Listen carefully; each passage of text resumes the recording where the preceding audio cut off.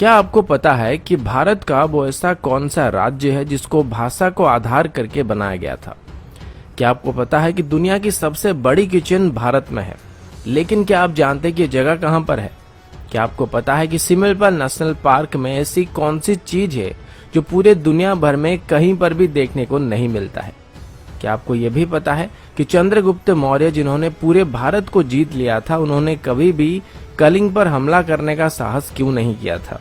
आज की वीडियो में हम ऐसे ही 10 मजेदार फैक्ट के बारे में बात करने वाले हैं, जो कि भारत की एक ऐसी राज्य के बारे में है जिसको मेन स्ट्रीम मीडिया तभी कवर करती है जब वहां पर बाढ़ आ जाती है, साइक्लोन आ जाता है या फिर कोई प्राकृतिक विपदा आ जाता है। लेकिन दूसरे तरफ इस राज्य के इतिहास को अगर आप गौर से देखेंगे तो आपको एक बहुत ही पुरानी और उन्नत सभ्यता देखने को मिलेगा।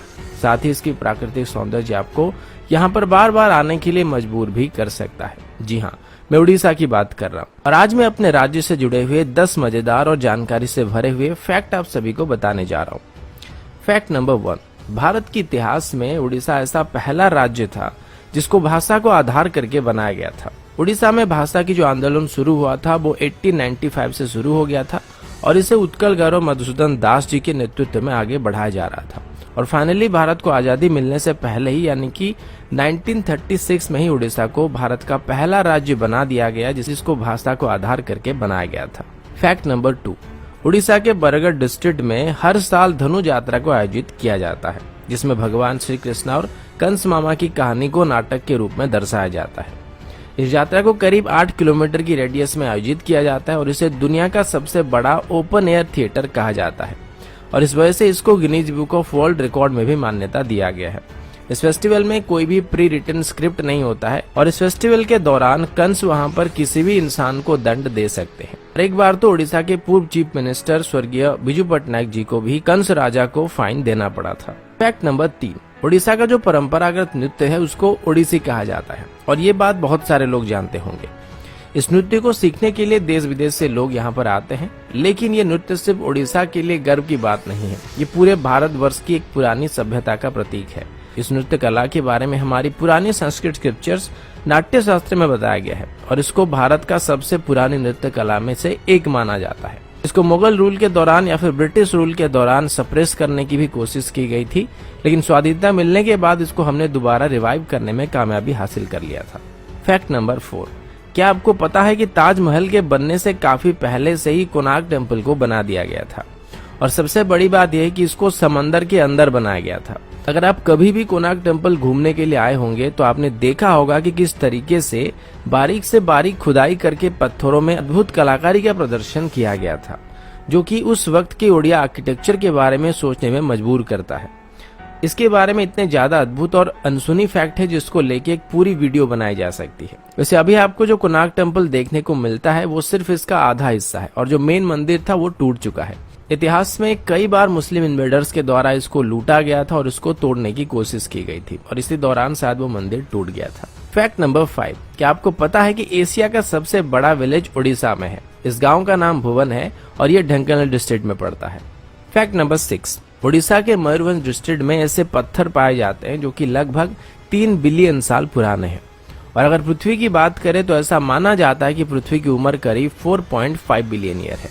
फैक्ट नंबर 7, चंद्रगुप्त मौर्य जिन्होंने पूरे इंडियन सबकॉन्टिनेंट के ऊपर जीत हासिल कर लिया था, उन्होंने 60 सालों तक कलिंग पर हमला करने की हिम्मत नहीं की थी, जबकि कलिंग यानी कि एंशिएंट उड़ीसा मगध की राजधानी से ज्यादा दूर नहीं था। फिर चंद्रगुप्त मौर्य की पोते राजा अशोक ने कलिंग पर हमला किया था। इसमें मगध के पास लगभग 4 से 6 लाख सैनिक थे, जबकि कलिंग के पास 60,000 सैनिक थे। जाहिर सी बात थी कि कलिंग की हार निश्चित थी, पर फिर भी मगध के 1 लाख के आसपास सैनिक मारे गए थे। कलिंग के सैनिकों के अलावा बच्चे, बूढ़े और औरतें भी उस जंग में शामिल हुए थे और ये इतनी भयंकर लड़ाई थी जिसने क्रूर राजा अशोक के मन को बदलने के लिए मजबूर कर दिया था और उसके बाद उन्होंने बौद्ध धर्म अपनाकर उसके प्रचार और प्रसार करने का काम किया था। अगर आप कभी भी उड़ीसा आते हैं तो आपको धौलीगिरी देखने को मिलेगा। ठीक इसी के किनारे एक नदी है जिसका नाम दया नदी है और इसी नदी के किनारे वो जंग लड़ी गई थी और ऐसा बताया जाता है कि उस वक्त उस नदी का पानी खून की वजह से लाल रंग का हो गया था। फैक्ट नंबर 8, उड़ीसा में अभी 62 अलग अलग ट्राइबल ग्रुप्स हैं और उनमें से हर एक की कल्चरल ट्रेडिशन एक दूसरे से अलग होती है। फैक्ट नंबर 9, आप सब सिमलपाल नेशनल पार्क के बारे में जानते होंगे, जो कि रॉयल बंगाल टाइगर्स के लिए फेमस है। लेकिन क्या आप जानते हैं कि यहाँ पर दुनिया की सभी प्रकार की ऑर्चिड पाए जाते हैं और पूरे दुनिया भर में कहीं पर भी ऐसी जगह नहीं है जहाँ पर ऑर्चिड की सभी वैरायटी पाई जाती हो। Fact number 10। अब उड़ीसा की फैक्ट के बारे में बात चल रही है तो जगन्नाथ धाम पुरी के बिना ये वीडियो पूरा नहीं हो सकता है। इसको 4 धामों में से एक कहा जाता है और हर एक हिंदू अपने जीवन काल के दौरान यहाँ पर एक बार जरूर आना चाहता है। यहाँ पर हर रोज हजारों लाखों लोग आते हैं और जगन्नाथ टेम्पल का जो किचन है उसको दुनिया का सबसे बड़ा किचन कहा जाता है।